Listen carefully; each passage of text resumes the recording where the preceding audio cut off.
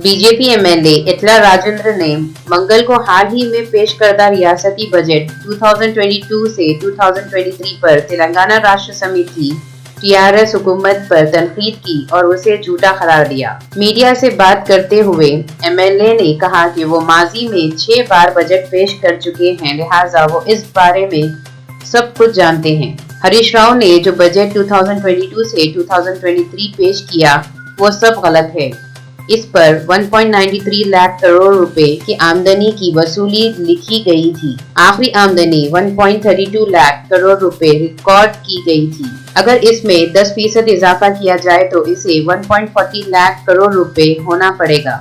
इन्होंने मजीद इल्जाम लगाया कि रियासती हुकूमत ने 5 साल कबल मुस्तरद किए गए प्रोजेक्टों के लिए मरकज से फंड्स की दरख्वास्त की है। तेलंगाना के चीफ मिनिस्टर के चंद्रशेखर राव ने चाशुम्बे के रोज रियासत में 80.39 मुलाजिमतों के आसामियों के लिए नौकरी के नोटिफिकेशंस का ऐलान किया है। इन्होंने रियासत में 11.103 कॉन्ट्रैक्ट मुलाजिमीन के मुलाजिमतों को बाकायदा करने का भी ऐलान किया है। ये रियासत में कुल 91.142 मुलाजिमतों का ऐलान करता है। इन्होंने रियासती असेंबली में ऐलान किया कि इन आसामियों को पुर करने का अमल फौरी तौर पर शुरू हो जाएगा। अध्यक्ष ప్రభుత్వ ఉద్యోగంలో ఉండేటువంటి ఖాళీలు వీటి మీద రకరకాల అపోహలు ఇష్టం వచ్చిన స్టేట్మెంట్లు ఎవరు పడితే వాళ్ళు ఇవ్వటం ఎంత జరుగుతూ ఉంది అదంతా కూడా తీసివేసి యువకులకు స్పష్టత ఉండడానికి టోటల్ ట్రాన్స్పరెన్సీ తేవడానికి కొత్త పాలసీ తెస్తా ఉన్నాం। ఇక నుంచి ఖాళీలను ముందే గుర్తించి ప్రతి సంవత్సరం ఉద్యోగాల భర్తీ క్యాలెండర్ను ప్రకటించి పారదర్శకంగా నియామకాలు చేపట్టాలని ప్రభుత్వం నిర్ణయం తీసుకుంది। ఈ మేరకు అన్ని విభాగాలు తమ వద్ద ప్రతి సంవత్సరం ఏర్పడే ఖాళీల వివరాలను సిద్ధం చేస్తాయి। నోటిఫికేషన్ల జారీ కోసం ఆయా నియామక సంస్థలకు సమాచారం ఇస్తాయి। ఉద్యోగార్థులు అన్ని నియామక పరీక్షల్లో పోటీ పడేందుకు వీలుగా మధ్యలో తగిన వ్యవధి ఇస్తూ నోటిఫికేషన్లు విడుదల చేయాలని ప్రభుత్వం నిర్ణయించింది। పోలీస్ శాఖ వంటి యూనిఫామ్ సర్వీసులు మినహా ఇతర ప్రత్యక్ష నియామకాల్లో గరిష్ట వయో పరిమితిని 10 ఏళ్లకు పెంచాలని ప్రభుత్వం నిర్ణయించింది। దీనివల్ల మరింత మంది ఉద్యోగార్థులకు ప్రభుత్వం అవకాశం కల్పిస్తున్నది। ఈ నిర్ణయం వల్ల ఓసీలకు 44 సంవత్సరాలు, ఎస్సీ ఎస్టీ బీసీలకు 49 సంవత్సరాలకు, దివ్యాంగులకు 54 ఏళ్లకు గరిష్ట పరిమితి పెరుగుతుందని నేను సభకు తెలియజేస్తున్నాను। कमिश्नर की task force south zone team Hyderabad के एहलकारों ने सुल्तान बाजार पुलिस के साथ और आईटीसी के अहदेदारों के ताउन से यूसुफ सप्लाइंग कंपनी सुल्तान बाजार में छापा मारा और एक गैर कानूनी सिगरेट बनाने वाले खास माल के डम को बरामद किया। टोबैको तमाम की मालियत तकरीबन 2 करोड़ रुपए है। मुलजिम की तफसीलात मोहम्मद सिद्दीक, यूसुफ सप्लाइंग कंपनी के इंचार्ज सुल्तान बाजार, मोहम्मद आलम खान, रिहायश बरकतपुरा हैदराबाद, नासिर आलम खान, रिहायशी बरकतपुरा हैदराबाद।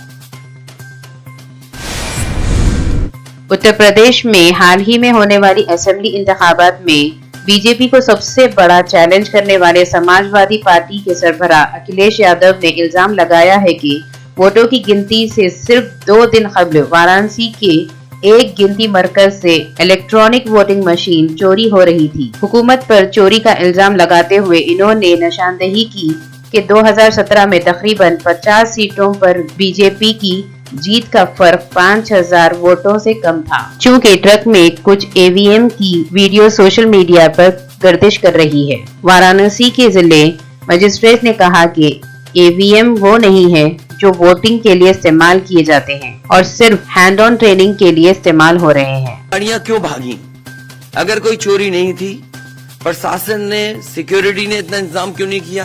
इतनी फोर्स है अभी इलेक्शन की फोर्स गई नहीं है यूपी से, तो आखिरकार अधिकारी क्यों नहीं कर रहे थे?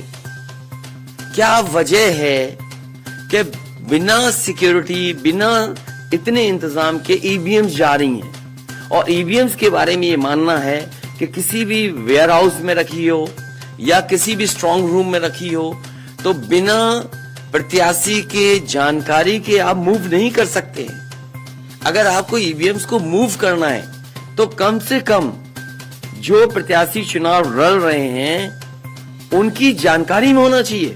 और सोचिए मुख्यमंत्री आवास से प्रमुख सचिव, मुख्यमंत्री जगह जगह फोन कर रहे हो और डीएम्स को बता रहे हो। ये घबरा गए उसी दिन जिस दिन अखबारों में कुछ जगह आया कि कहीं पार्क की सफाई हो रही है, कहीं घर की सफाई हो रही है। और आप में से वो लोग हैं जो जमीन पर घूमे हैं, जो जमीन पर चुनाव चल रहा है, वो भारतीय जनता पार्टी के खिलाफ था, जनता के अंदर नाराजगी थी। ये जो कल एग्जिट पोल आए हैं, मैं एग्जिट पोल पर बोलना नहीं चाहता था, लेकिन जो एग्जिट पोल आए हैं वो कहीं ना कहीं परसेप्शन ये क्रिएट करना चाहते हैं कि हाँ भारतीय जनता पार्टी जीत रही है, जिससे वो चोरी भी करें अगर, वो भी ना पता लगे कि हाँ चोरी हुई है। इसीलिए अगर हमने वोट दिया है तो मैं अपने नौजवानों से, किसानों से और आम लोगों को कहूंगा कि उतनी हमारी जिम्मेदारी बनती है कि वोट को हम बचाएं। सीएम केसीआर के सरकारी नौकरियां खोलने के ऐलानात के बाद एमआईएम एमएलए और फ्लोर लीडर अकबरुद्दीन अवैसी ने उनकी और उनकी पार्टी की तरफ से सीएम केसीआर को मुबारकबाद पेश की। Speaker sir, on the discussion on the budget, I would like to congratulate the Honorable Chief Minister Sahab for making the announcement for the recruitment in the government department. बहुत देर से ये मुतालबा था और आज चीफ मिनिस्टर साहब ने इस ऐवान के जरिए रियासत की आवाम में एक खुशी की लहर दौड़ा दी कि इतने सारे तकर्रुरात का ऐलान किया। ना सिर्फ वैकेंसीज को फिल करने का ऐलान किया, बल्कि उसके साथ ही साथ ये भी ऐलान किया कि जितने भी जो लोग काम कर रहे थे कॉन्ट्रैक्ट बेसिस पे उनको भी रेगुलर करेंगे और सालाना हर वैकेंसी जब भी आएगी उसको पुर किया जाएगा। ये काबिल मुबारकबाद इक़दाम है, जिसके लिए मैं अपनी पार्टी की जानिब से चीफ मिनिस्टर साहब को, रियासती हुकूमत को दिल की गहराइयों से मुबारकबाद देता हूँ। आज 9 मार्च 2022 शाम 5 बजे सीपीसीसीएस हैदराबाद सीसीएस कॉन्फ्रेंस हॉल में साइबर क्राइम के हवाले से पुलिस ने लोन ऐप केस में 2 अफराद को गिरफ्तार करके 63 लैपटॉप, 19 मोबाइल वगैरह कब्जे में ले लिए।